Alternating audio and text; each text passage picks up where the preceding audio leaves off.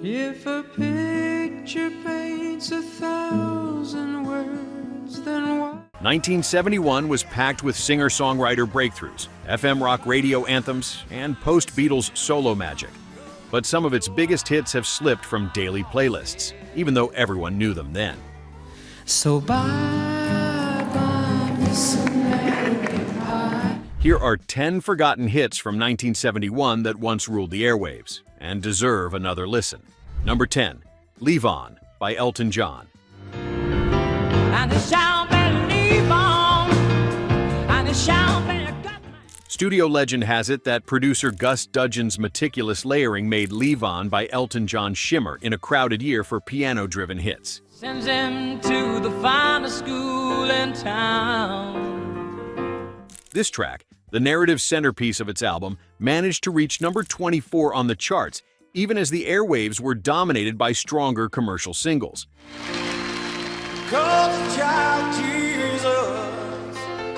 The song's grand arrangement set it apart in 1971, yet over time, its presence faded from both greatest hits sets and radio rotations, overshadowed by the flashier legacy of that year's breakthrough singles.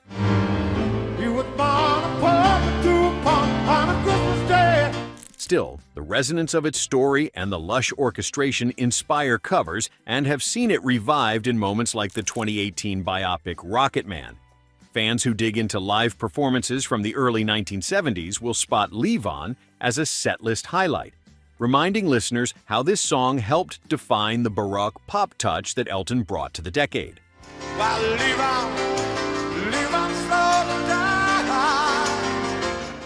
Number 9, If by Bread. If a picture paints 1,000 words, then why? Released in the first half of 1971, If by Bread provided a gentle alternative to the harder rock sound, then flourishing on FM dials.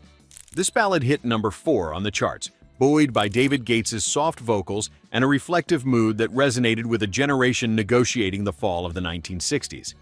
Then one by one, the stars. The track's understated production came courtesy of Elektra Records, which helped the band carve out a distinct identity in the era of sprawling supergroups. My love for life. Once a staple on adult contemporary stations, the single gradually slid into the background, eclipsed by the era's more aggressive acts and by Bread's own up-tempo singles. If a face could launch 1,000 ships. Yet its enduring influence surfaces in countless wedding playlists and television soundtracks, proof that its quiet eloquence gripped hearts beyond its chart moment. Simply fly away. Number 8, Behind Blue Eyes by The Who. When my fist clenches, crack it open before I use it. The early 1970s studio scene was electrified when The Who recorded Behind Blue Eyes by The Who, a standout that reflected Pete Townshend's songwriting ambitions after the triumph of rock operas. Fist clenches, crack it open before I use it, lose my cool. Debuting on the charts at number 34 in 1971, the cut originally formed part of a grander concept, but found life as a single that showed a more tender side of the band. No one knows what it's like to be the bad man. This record's subtle acoustic opening and eerie harmonies quietly influenced covers from artists across genres. Despite that significance, the song became less prominent than the band's punchier tracks, often omitted from classic rock radio blocks in favor of bigger anthems.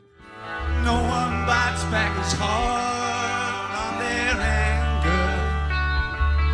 None of my pain will.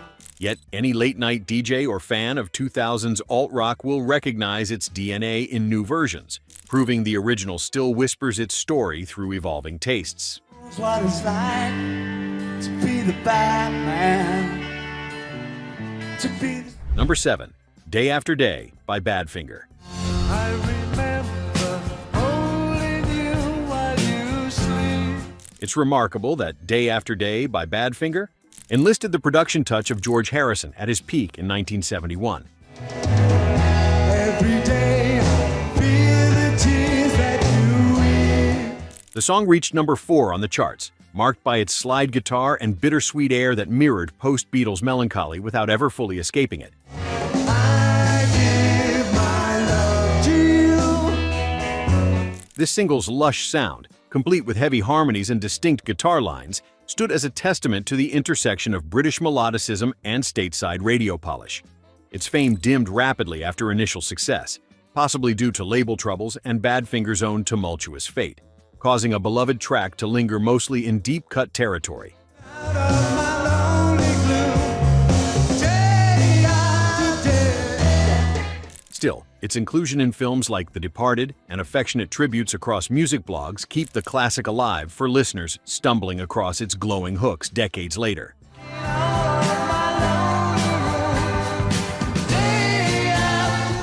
Number 6, Me and Bobby McGee by Janis Joplin. Feeling good was easy like Bobby sang the blues. I said, Songwriter Chris Christopherson didn't realize that his composition would become immortal when Me and Bobby McGee by Janis Joplin hit the airwaves in 1971. and feeling good was easy like Bobby sang the blues. This track soared to number 1 on the charts after Joplin's death, a rare feat that underscored its emotional power. The record, produced by Paul A. Rothchild, who shaped many era-defining albums, wove country, rock, and soul into something unmistakably hers. Freedom's just another word for nothing left to lose. Over time, the cut's direct connection to the drama of early 1970s counterculture lessened, easing it out of rotation in favor of tracks that fit narrower genre molds. Yet it returns time and again in movies and tribute performances, reminding listeners of Joplin's singular imprint. I pulled my harpoon out of my dirty red bandana.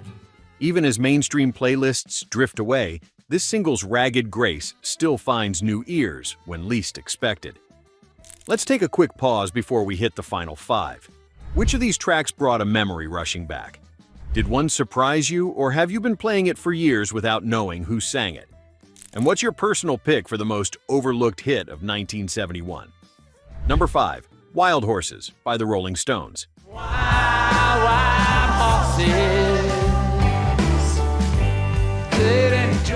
Critical reception in 1971 highlighted the Stones' ability to surprise with evocative ballads, and Wild Horses by the Rolling Stones exemplified that turn.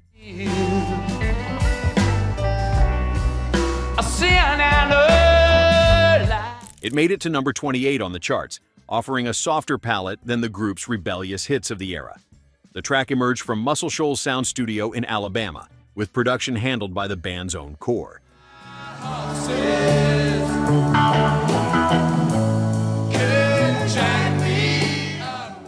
Despite its initial acclaim, the single's low-key vibe meant it was overshadowed by louder tracks in both the Stones' catalog and the decade's wider soundscape.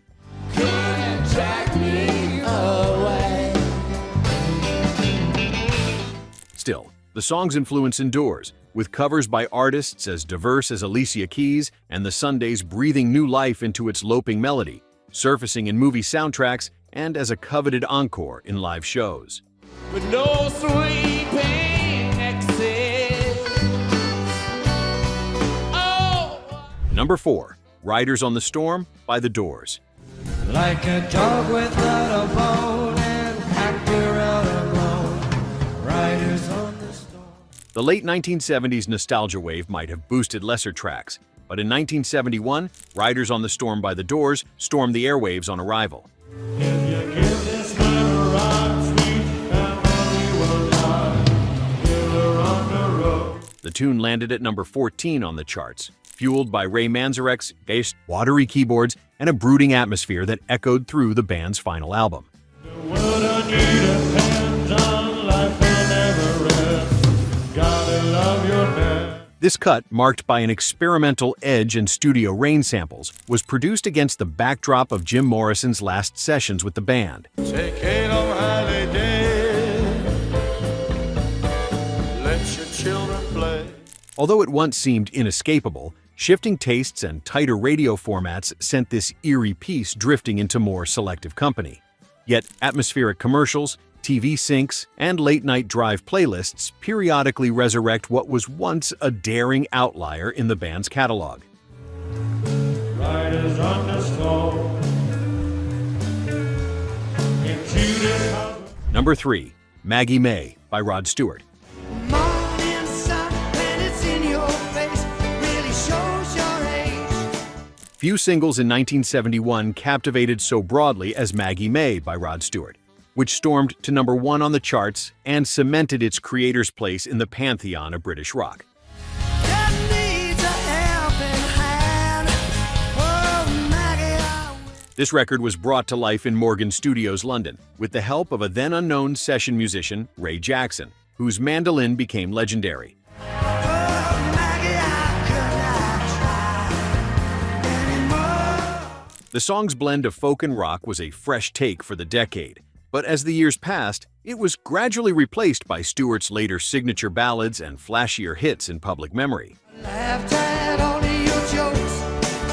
My love, you didn't need to coax. Even so, the single's storytelling and its offbeat origin as a B-side keep drawing music aficionados to rediscover its layered artistry on classic albums and retrospective playlists. All I needed was a friend to lend a guiding hand. But Number 2. American Pie by Don McLean. Catch the breeze and the winter chills in colors on the snowy linen. Released in the waning months of 1971, American Pie by Don McLean quickly found itself at number 1 on the charts, a rare achievement for such an expansive single. So bye, Miss American Pie. This track's lengthy runtime famously led DJs to split it across both sides of a 7-inch record, fueling intrigue and ensuring its initial ubiquity. What was revealed the day the music died. Over the years, dense references and a folk sound distanced it from fast-paced modern playlists. However, the record's mythos has proven resilient. Parodies, high-profile syncs, and academic debates over its lyrics keep the classic from ever fading entirely from musical consciousness. We shed it to the levee, but the levee was dry. Them good old boys were drinking. Though the original may be less visible on today's radio, anniversary remasters and crowd sing-alongs keep its memory alive. What you tried to say to me, how you suffered. Number 1. Imagine by John Lennon. Imagine all the people living. Cultural shifts in the early 1970s gave Imagine by John Lennon a new kind of resonance before it rocketed to number 3 on the charts in 1971. For today. Phil Spector's minimalist production, with its open piano arrangement, allowed the song's vision to breathe and later became a template for socially conscious balladry. Hard to do. Nothing to kill. Originally controversial within certain circles, the track drifted out of constant heavy rotation in favor of different Lennon classics and a flood of newer protest songs. You may say I'm a dreamer. Still, its afterlife is immense. The song reappears at historic landmarks, in Olympic ceremonies, and across everything from film soundtracks to public tributes. I hope someday you'll join us. This ballad's persistent reemergence testifies to the enduring hope it first channeled half a century ago.